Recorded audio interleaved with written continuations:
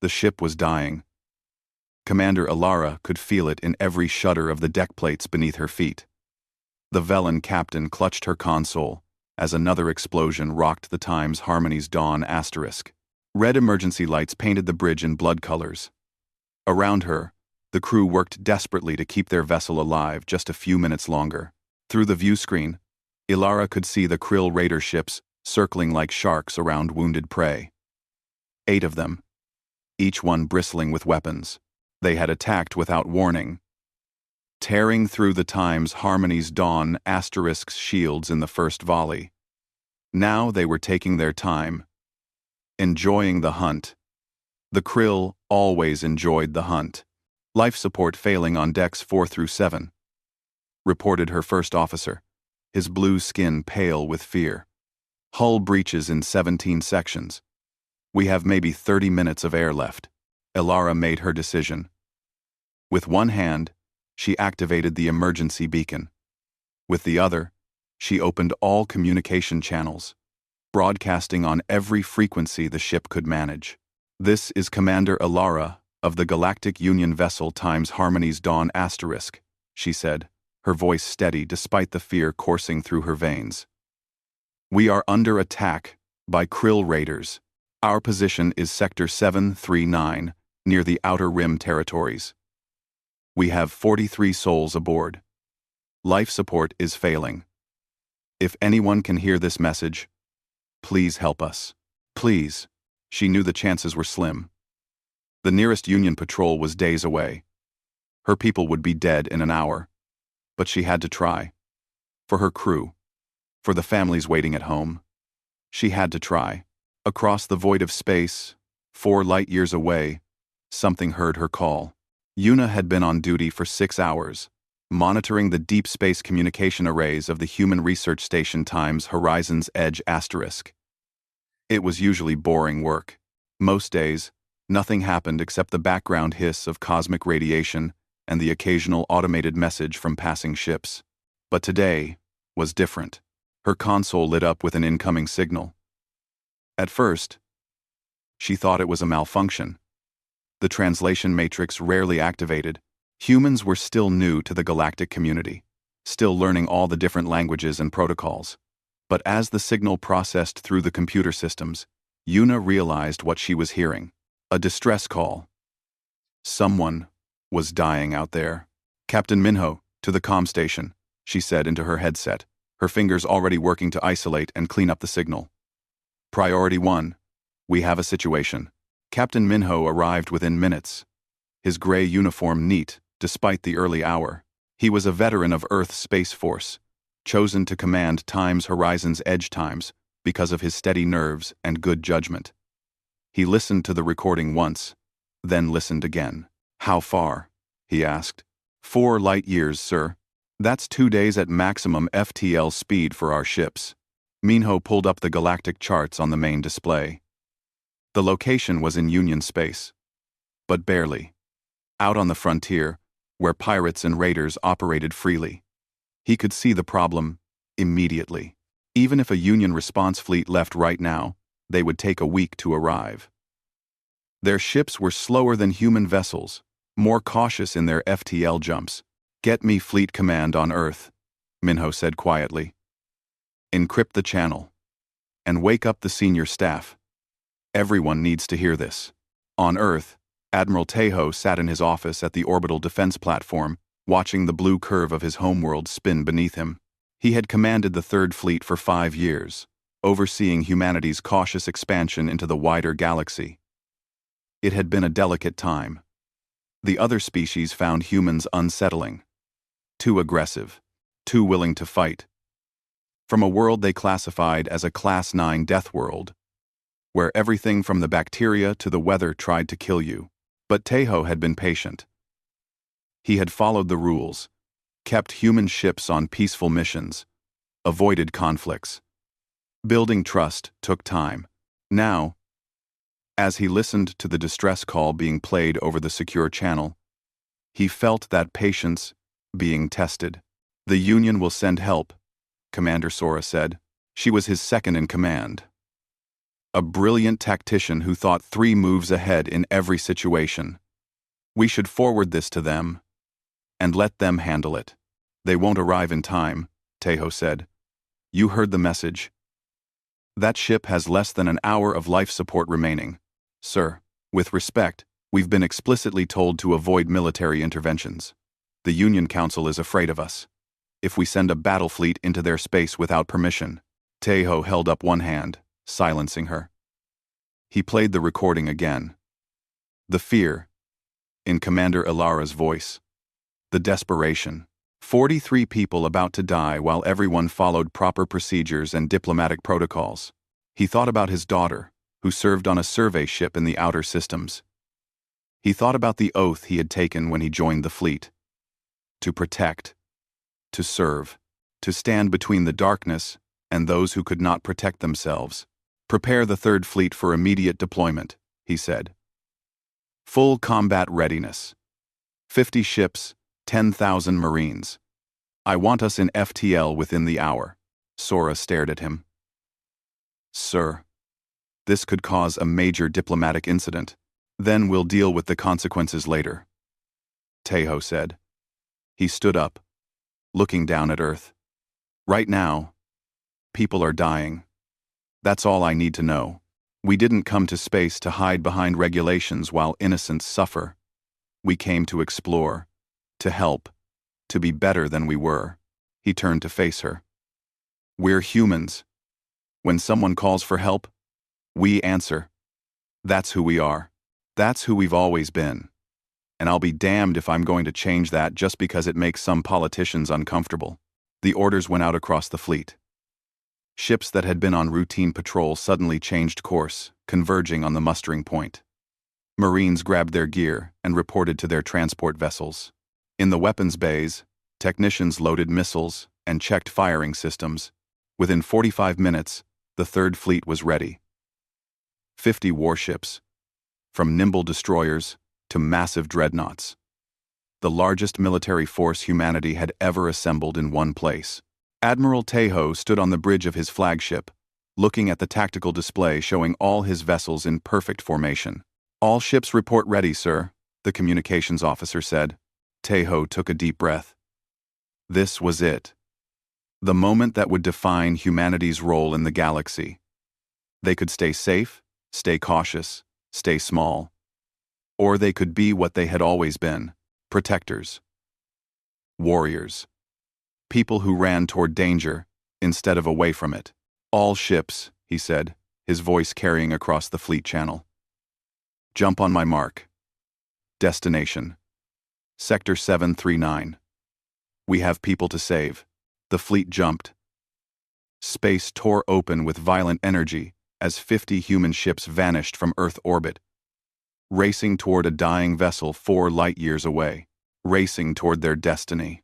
Commander Ilara huddled with her crew in the emergency shelter deep inside the Times Harmony's Dawn asterisk.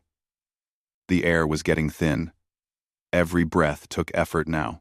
Around her, 43 Velans waited in the darkness, holding hands, singing the old songs of their homeworld.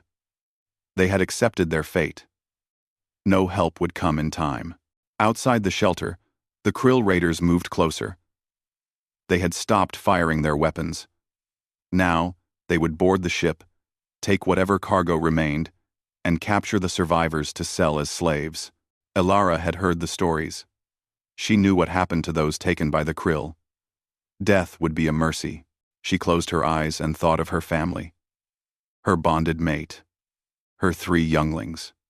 At least they were safe on the homeworld. At least they would not see what came next. Then the ship's sensors went crazy. Even through the thick walls of the shelter, Ilara could hear the alarms. Not the damage alarms that had been screaming for the past hour. Something new. Something her systems had never detected before. She pulled herself to the emergency panel, calling up what was left of her ship's sensor data. What she saw made no sense. Space was tearing open. Not the gentle shimmer of normal FTL exit. Not the smooth transition Union ships made when they dropped back into real space. This was violent, angry, raw. Like reality itself was being ripped apart by something that didn't care about the rules. 8 contacts. No. 10. The sensors couldn't keep up with the arrivals.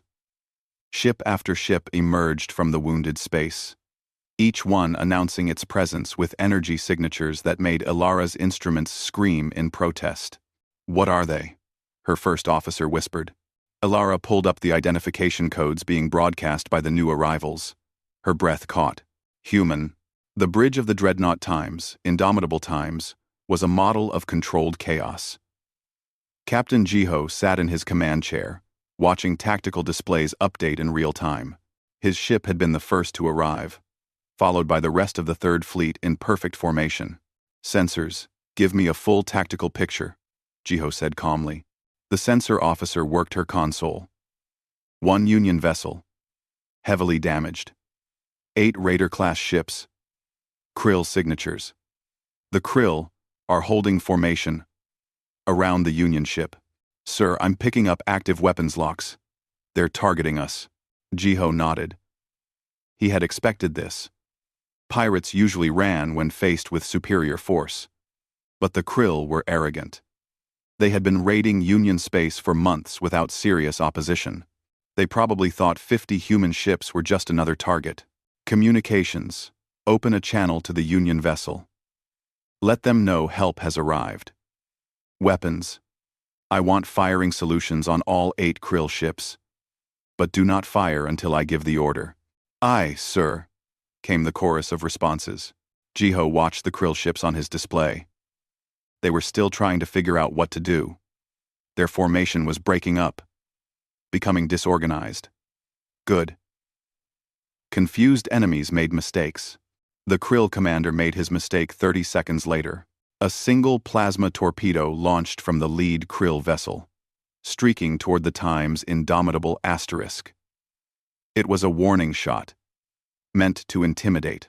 The Krill commander probably expected the humans to back down, to negotiate, to follow proper procedure. He had badly misjudged his opponents. "Hostile fire detected," the tactical officer announced, her voice sharp. "Incoming plasma torpedo. Point defense. Intercept it," Jiho said. Then, his voice hardening. "All ships, weapons free. Eliminate the hostile vessels." What happened next would be talked about in military academies across the galaxy for generations to come. The human point defense systems activated first. Rapid-fire railguns, designed to track and destroy Earth's hypersonic missiles, swiveled and locked onto the Krill torpedo. The plasma weapon never got within a kilometer of the Time's Indomitable Asterisk. It simply ceased to exist, vaporized by a wall of tungsten slugs moving at incredible velocity. Then the human fleet opened fire. Jiho watched his tactical display with professional detachment. Each human ship carried weapons that had been refined through centuries of warfare on Earth. Kinetic weapons that used no exotic physics, just raw momentum. Missiles that could think and adapt. Energy weapons that burned through armor like paper. The Krill shields, designed to stop Union energy weapons, might as well have not existed. Human kinetic slugs passed through them, as if they were not there. Each slug was a simple piece of tungsten, accelerated to 30% of light speed. When they hit, the kinetic energy was devastating. The first Krill ship exploded 4 seconds into the battle. The second followed 3 seconds later. The third and fourth went simultaneously, caught in a missile barrage that overwhelmed their defenses. Targets 5 and 6 destroyed, Tactical reported. 7 is breaking up. 8 is attempting to flee. "Don't let it get away," Jiho said quietly. The fleeing Krill ship managed to travel almost 1,000 kilometers before a human missile caught up with it. The explosion was bright enough to be visible from the Time's Harmony's Dawn asterisk. "All hostile vessels destroyed," Tactical announced. Time elapsed. 47 seconds. 0 damage to our forces. Jiho allowed himself a small nod. Clean. Efficient. Exactly as it should be. But his job was not finished. Launch rescue teams. "I want medics and engineers on that Union ship within 5 minutes. And someone get me a direct line to their commander." They've been through hell. Let's make sure they know they're safe now. In the emergency shelter, Ilara stared at her console in shock. The ships that had been hunting her, that had killed 6 of her crew and wounded a dozen more, had been wiped out in less than a minute. Her communications panel beeped. An incoming transmission, using proper Union protocols, despite the strange accent of the translator. Union vessel times Harmony's Dawn asterisk. This is Captain Jiho of the Human Dreadnought times. Indomitable asterisk. We received your distress call. Are you able to respond? Ilara's hands shook as she opened the channel. This is Commander Ilara. Yes. We're alive. How did you? We can discuss that later, Jiho said gently. Right now, we're sending over rescue teams. Your ship has multiple hull breaches, and your life support is failing. We'll get you and your crew transferred to our medical bay. Just hold on a little longer. Ilara looked around at her crew. They were staring at her with wide eyes, not quite believing what had just happened. They had been dead. All of them. And then humans had appeared and saved them. Thank you, she whispered. Thank you. No thanks needed, Jiho replied. We're just doing what anyone should do. Sergeant Doyun led his marine team through the boarding tube, connecting the Times' indomitable Times to the damaged Union ship. He had been briefed on Velan physiology: humanoid, 4 arms, about 6 feet tall, breathed oxygen like humans. The important thing was not to scare them. Humans had a reputation for being intimidating. He keyed his helmet release, letting it retract into his armor. Better for them to see his face. To see that he was just a person trying to help. The emergency shelter door opened. A female Velan floated there in the zero gravity, her blue skin marked with cuts and bruises. She looked exhausted, terrified, and when she saw Doyun and his armed marines, she flinched. Doyun raised both hands, showing he meant no harm. Ma'am, we're here to help. My name is Sergeant Doyun. Do you have wounded? The Velan woman stared at him for a long moment. Then, to Doyun's surprise, she started crying. Not from fear. From relief. You came, she said. You actually came. Doyun moved forward carefully, reaching out to steady her in the zero gravity. Of course we came. You sent a distress call. That means you needed help. That's what we do. He guided her toward the boarding tube where the medics waited. Behind her, more Velans emerged from the shelter, each one looking shell-shocked and grateful. It's okay now, Doyun said softly. You're safe. We've got you. As he helped the Velan survivors across to the human ship, Doyun couldn't help but think about what had just happened. The fleet had traveled 4 light years in 2 days. They had destroyed 8 raider ships without hesitation. And now they were rescuing people they had never met, from a species they barely knew. That was humanity, he thought. When someone called for help, they answered. No matter the cost. No matter the distance. They answered the call. That was what made them different. What made them human. The Galactic Union Council chamber was in chaos. Ambassador Nari stood at the center of it all, maintaining her calm, while alien representatives from 24 species shouted questions and accusations in a dozen different languages. The holographic display above them showed the battle. 47 seconds of combat, played over and over. 8 krill ships destroyed.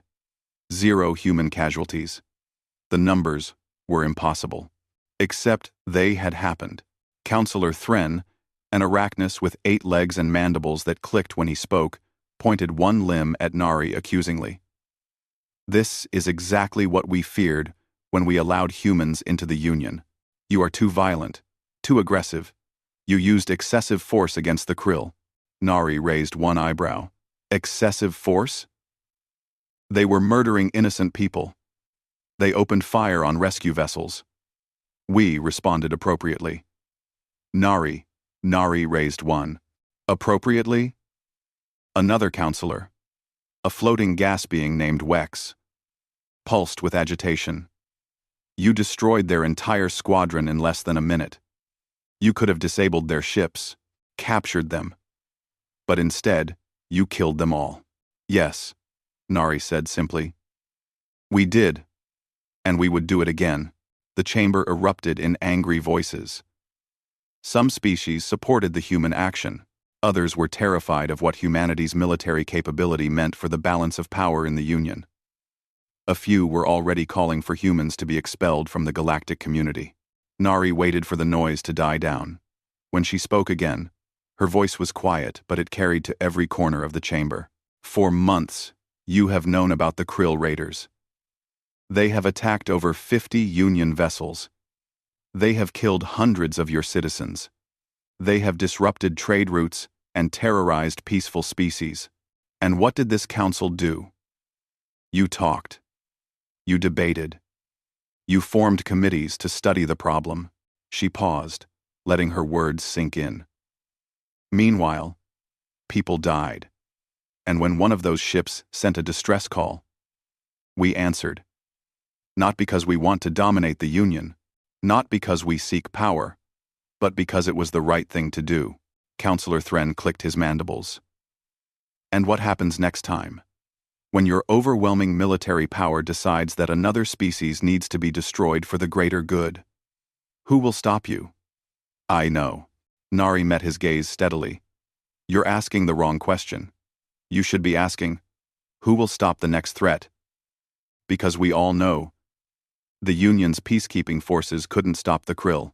They're not designed for real combat, but human ships are, and human soldiers are. That's just reality. A reality that terrifies us, Wex said quietly. I know, Nari admitted. But being afraid of strength is not the same as being wise. You can fear us if you want, or you can accept that sometimes the galaxy needs protectors who are willing to fight. The choice is yours. Across the galaxy, in the dark territory of the Krill Empire, High Commander Vex studied the battle recordings with growing fury.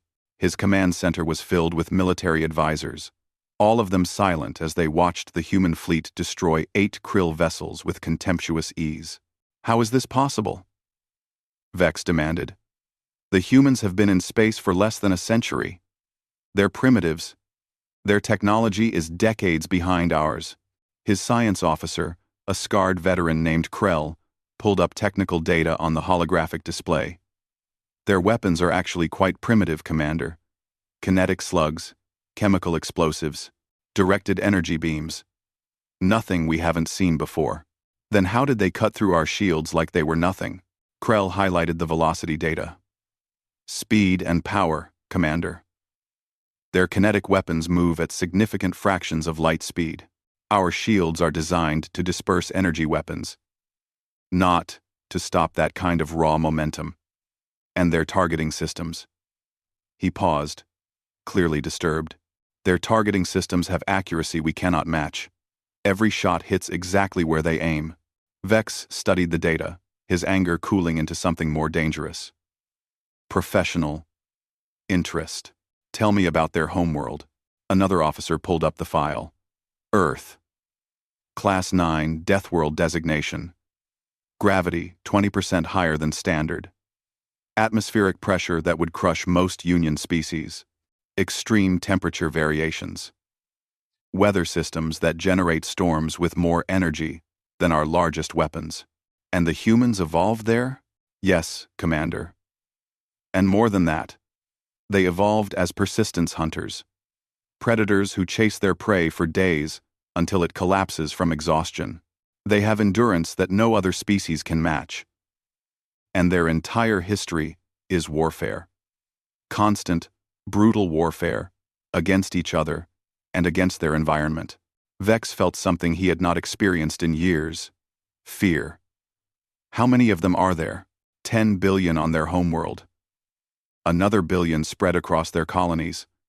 And every single one of them is a potential soldier. Their military training is extensive. Vex made his decision quickly. We cannot let this stand.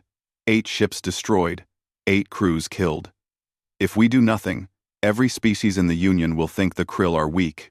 We must respond with overwhelming force.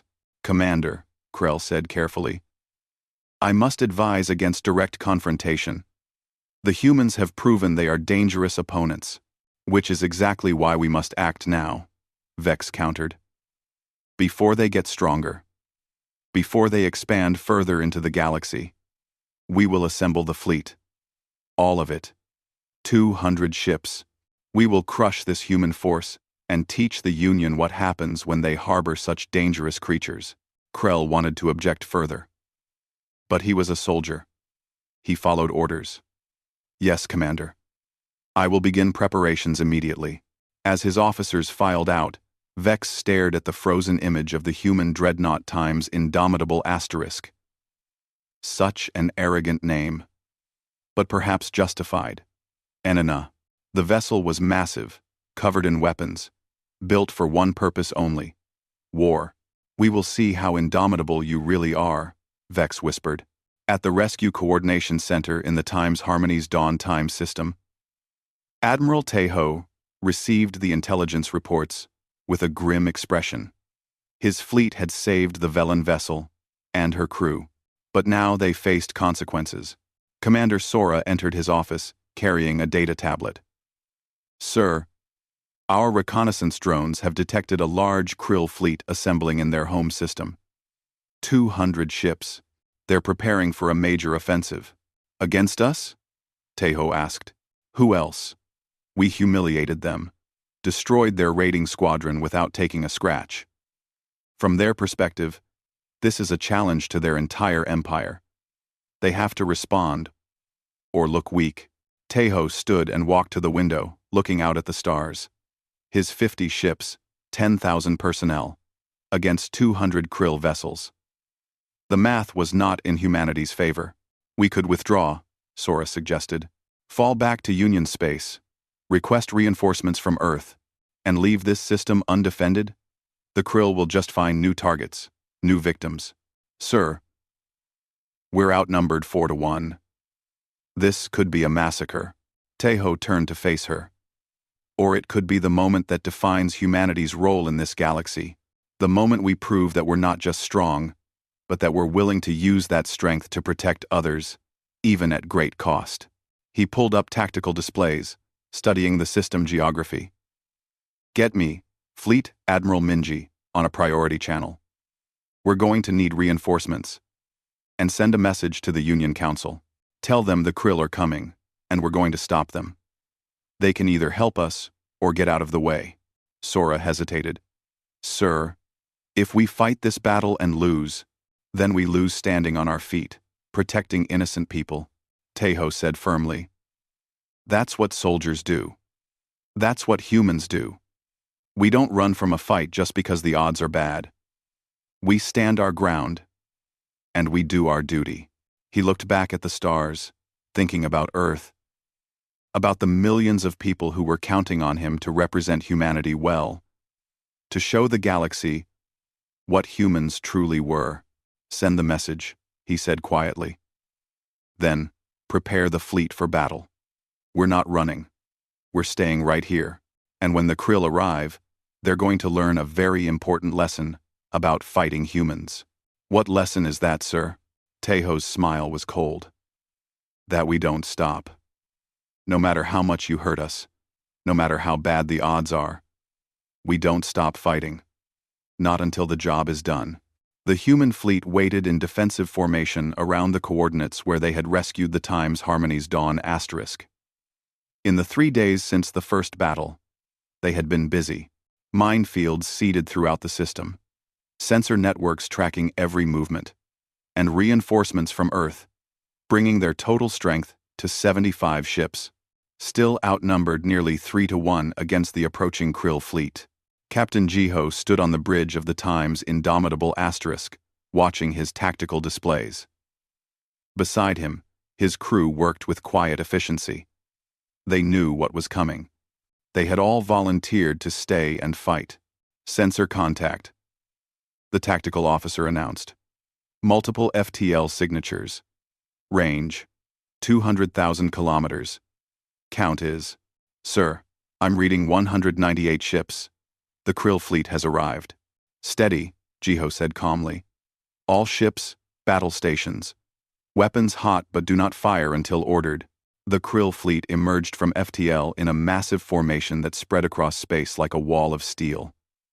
Their ships ranged from small fighters to massive dreadnoughts, twice the size of human vessels. It was an intimidating sight, designed to make enemies surrender without a fight. But humans did not surrender. Fleet Admiral Minji, commanding from the carrier Times Defiance *, opened a channel to the entire fleet. Her voice was steady and strong. All ships. This is Admiral Minji. You all know what we're here to do. We're here to protect innocent lives. We're here to show the galaxy that humans keep their word. And we're here to teach the Krill that raiding helpless ships has consequences. She paused. Some of you are afraid. That's normal. That's human. But fear doesn't control us. It never has. We're the species that climbed down from the trees and hunted animals twice our size. We're the species that crossed oceans in wooden boats and survived. We're Deathworlders, and today, we show them what that means. The Krill broadcast came through on all frequencies.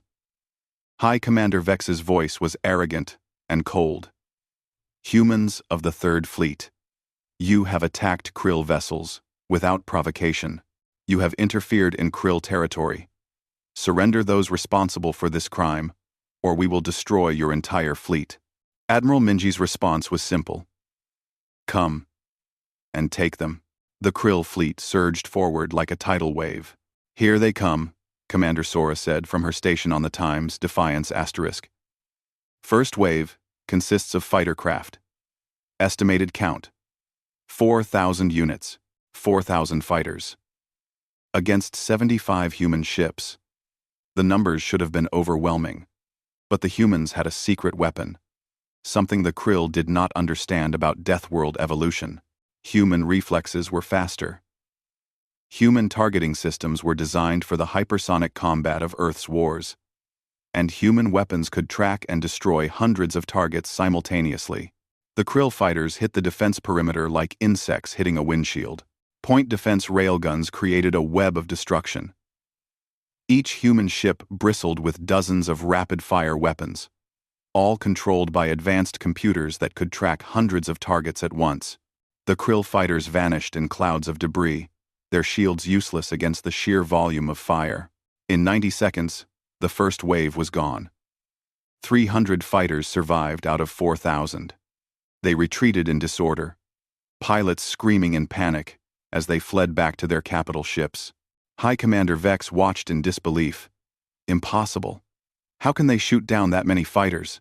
Krell, his science officer, was pale. Sir, their point defense systems are designed to stop missiles moving at hypersonic speeds. Our fighters are too slow by comparison. They're easy targets. Then send in the capital ships, Vex snarled. All of them. Overwhelm their defenses with plasma fire. Nothing can withstand that much damage. The Krill dreadnoughts advanced, their massive plasma cannons charging. When they fired, space lit up with green energy. Hundreds of plasma bolts streaked toward the human fleet, enough firepower to vaporize a moon. The human ships scattered like leaves in a storm, using their superior speed to dodge. But they could not dodge everything. Plasma bolts found their targets. Human shields flared and died. Armor melted under the intense heat. The destroyer Times, Relentless Asterisk, commanded by Captain Yuna, took 3 direct hits. Her ship shuddered. Alarms screamed. Hull breaches on multiple decks. Damage report. Yuna snapped. Decks 3, 7, and 11 breached. We've lost starboard shield generators. Life support failing in sections B through D. Yuna made her decision instantly. Seal those decks. Reroute power from life support to weapons. All non-essential personnel to emergency stations. We're not done yet. Her crew worked frantically. Sealing bulkheads. Rerouting power. Keeping the ship fighting despite the damage. Because that was what humans did. They did not stop. They did not quit. They fought until they could not fight anymore. "Captain," her weapons officer said, "I have firing solutions on 6 Krill cruisers." Yuna smiled grimly. "Fire everything." The Times, Relentless Times, fired its main railgun, a massive weapon that drew power directly from the ship's reactor. The tungsten slug crossed the distance in seconds, punching through a Krill cruiser's shields and hull like they were paper. The enemy ship broke apart in a ball of fire. "5 more targets," Yuna said. "Keep firing."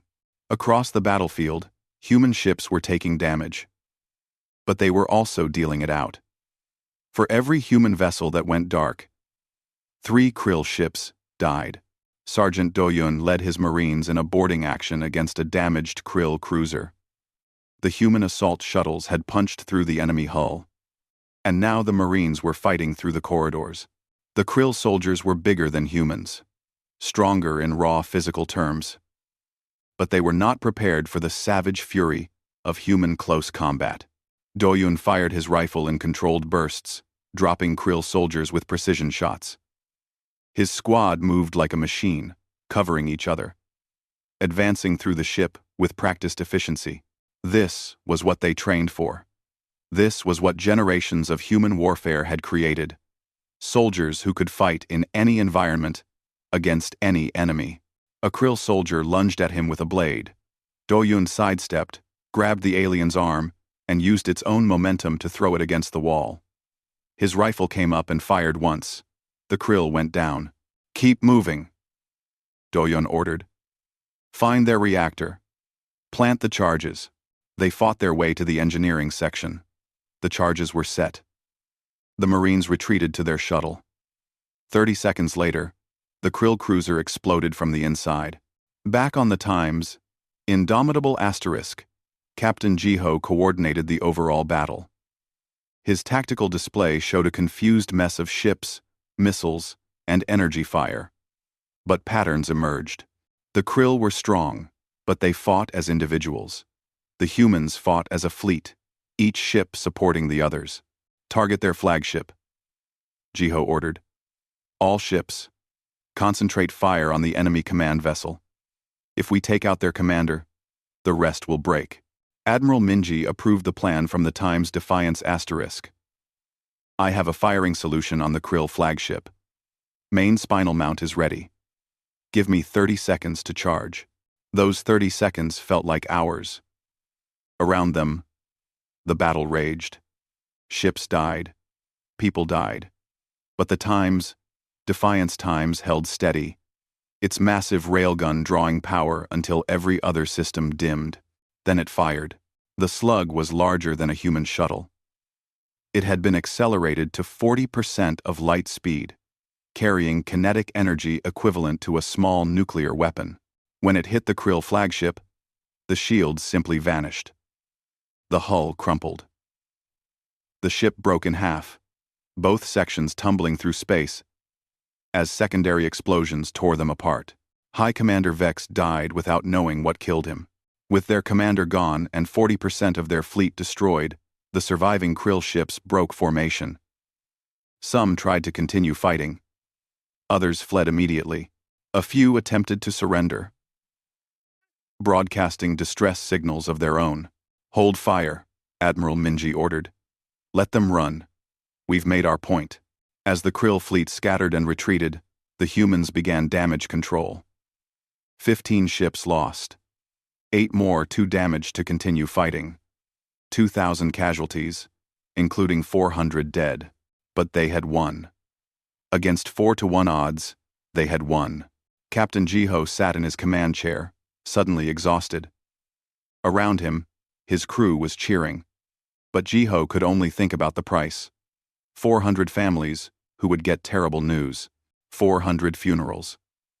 400 empty chairs. "Was it worth it?" he asked quietly. Commander Sora, standing beside him, followed his gaze to the casualty list. "The Velan crew we saved. 43 people alive who should be dead." "Yes, sir. It was worth it." Jiho nodded slowly. "Send a message to all ships. Honor the fallen, tend the wounded, and prepare for the long journey home. We did what we came to do. 3 months after the Battle of Harmony's dawn, the Galactic Union Council chamber looked different. The seats were full.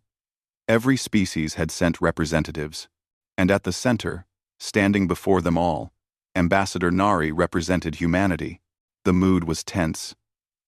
Some species were grateful for human intervention. Others were still afraid. But all of them understood that something fundamental had changed in the galaxy. Counselor Thren spoke first, his mandibles clicking softly.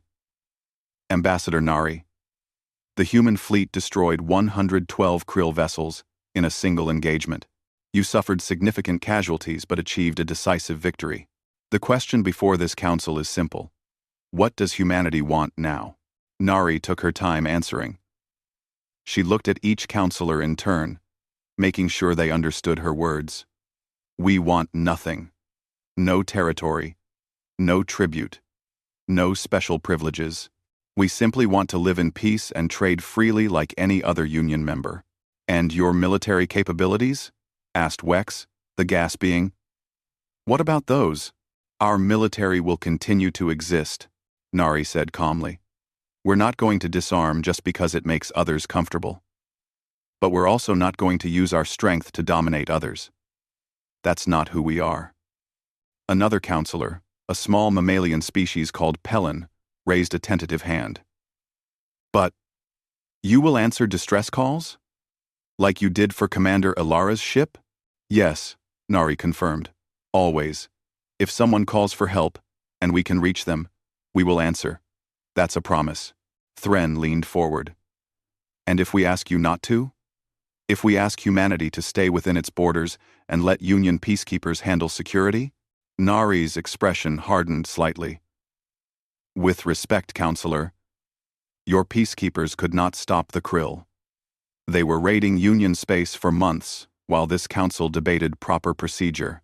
We don't have the luxury of that patience. When lives are at stake, we act. That attitude is precisely what concerns us, Thren said. Your species decides when action is necessary.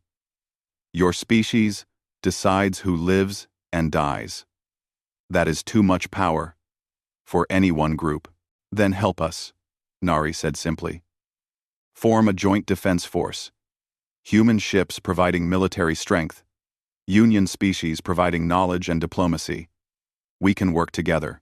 But we won't stand by and watch innocents die while bureaucrats argue about jurisdictions. The chamber fell silent. It was a bold proposal, unprecedented in Union history. Finally, Counselor Pelin spoke. I support this idea. My people's colonies were threatened by the Krill. We could not defend ourselves. Humans can. I say we accept their help and be grateful for it. One by one, other counselors voiced their opinions. The debate would continue for months. But the seeds of change had been planted. On Earth, in a quiet cemetery in Seoul, families gathered to honor the fallen. 400 names carved into black stone. 400 lives given to save strangers from a distant star. Captain Minho attended the ceremony in his dress uniform, standing at attention as the names were read aloud. He had known many of them personally. Good soldiers. Good people. When the ceremony ended, an elderly woman approached him. She wore traditional Korean clothing and carried a single white flower. My grandson, she said softly. Corporal Haejun. He died in the boarding action against the Krill cruiser. Minho felt his throat tighten. I know, ma'am. He was brave. He saved lives. The woman looked at him with tear-filled eyes. Was it worth it? His life for aliens we never met? Minho wanted to give her comfort. But he could only offer truth. I don't know, ma'am. I wish I could say yes without doubt. But your grandson believed it was worth it. He volunteered for that mission. He died, protecting others. If that means something to you, then maybe it was worth it. The woman nodded slowly. She placed the flower at the base of the memorial. Then, I will try to believe that too. Commander Alara stood in the observation lounge of the rebuilt Times Harmony's Dawn asterisk, watching Earth spin below her. She had been invited to visit humanity's homeworld, to see where these strange saviors came from. What she found shocked her. Earth was beautiful. Blue oceans, green continents, white clouds, but it was also violent. The weather alone would kill most Union species. The gravity was crushing. Even the bacteria were dangerous to outsiders. Captain Minho found her staring out the window. "What do you think? Your world is trying to kill me," Alara said honestly. "I can feel the gravity pulling at my bones. The atmospheric pressure makes it hard to breathe, and my medical scanner says that without protective gear, I would die from infection within hours." "Yes," Minho agreed. "Earth is hard. It made us hard too. But you're not cruel," Alara said, turning to look at him. "Too aggressive. But when I met Sergeant Doyun, when he pulled me from my dying ship, he was gentle. Kind." Minho smiled. "We can be both. Gentle to those who need protection. Violent to those who threaten innocence. It's not a contradiction. It's balance." Alara pulled a small object from her pocket. A piece of tungsten slug, recovered from the first battle. She had kept it as a reminder. "My government wants to form a defense pact with humanity," she said. "Several Union species do. They want human ships protecting their trade routes." "And what do you think?" Minho asked. "I think." Alara paused, choosing her words carefully. "I think the galaxy needs protectors. Real protectors. Not peacekeepers who avoid conflict. The Krill proved that. Someone has to be willing to fight. And humans fight better than anyone." She looked at the tungsten fragment in her hand. "But I also think humans fight for the right reasons. You didn't save my ship because you wanted something. You did it because it was right. That makes all the difference." 6 months after the battle, humanity's role in the galaxy had transformed completely. Defense pacts were signed with 8 Union species. Mixed military academies opened, training Union soldiers in human combat tactics. Joint patrol fleets kept the trade routes safe. Admiral Tejo now commanded the Combined Defense Force, a fleet of human warships and Union support vessels. Admiral Minji oversaw training programs, teaching other species that strength was not something to fear but to cultivate. Captain Jiho led a patrol group that responded to emergencies across Union space. Captain Yuna, recovered from her injuries, commanded a science vessel, exploring unknown regions with mixed crews. Sergeant Doyun became an instructor, training Union peacekeepers in ground combat. And everywhere humans served, they carried the same principle. Protect those who cannot protect themselves. The Krill Empire, meanwhile, had learned its lesson. The new leadership under Commander Kron sued for peace. The raiding stopped. Trade agreements were negotiated. The Krill would never forget the day they lost half their fleet to Deathworld fury. In a small ready room aboard the Times Harmony's Dawn Asterisk, now serving as a Union patrol vessel, Commander Alara kept her memorial.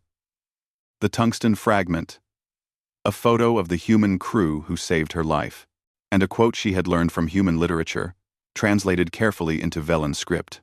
"They came from a world of monsters. They became the monsters that protect us from monsters." She often thought about that day. The day her ship was dying. The day humans tore through space itself to answer her distress call. The day everything changed. Young officers would sometimes ask her about humans. Were the rumors true? Were they really that dangerous? Alara would smile and tell them the truth. Yes, humans are dangerous. They're from a death world where everything tried to kill them. They evolved to be warriors, predators, survivors. She would pause, letting that sink in. But they're also the first ones to answer when you call for help. They're the ones who will stand between you and danger, even if it costs them everything. They're people who taught the galaxy a simple truth. What truth? The young officers would ask. Alara would look out at the stars, remembering the moment space tore open and human ships emerged to save her life. That strength without compassion is tyranny. But compassion without strength is powerless. Humans understand both. That's what makes them special. And out there, Among the stars, human ships continued their patrols, silent guardians, deadly protectors, Deathworlders who chose to stand watch so others could sleep safely, not because they sought glory or power, not because they wanted to rule, but because when someone sent a distress call anywhere in the galaxy, they would come running. That was the human way. The Deathworlder way. And it was enough.